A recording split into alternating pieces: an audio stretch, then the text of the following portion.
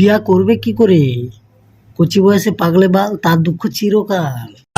শোনা গো, আমার খুব কষ্ট হচ্ছে বলো।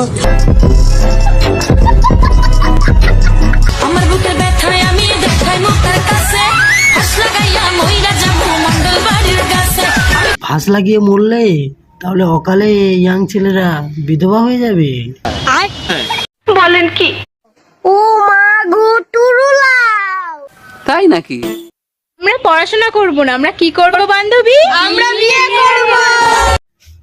মেয়ের বাবা মেয়েকে পড়াশোনা করানোর জন্য দিনরাত করছে কষ্ট।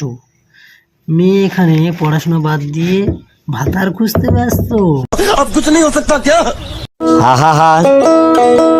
আমি পারি না আর পারি না।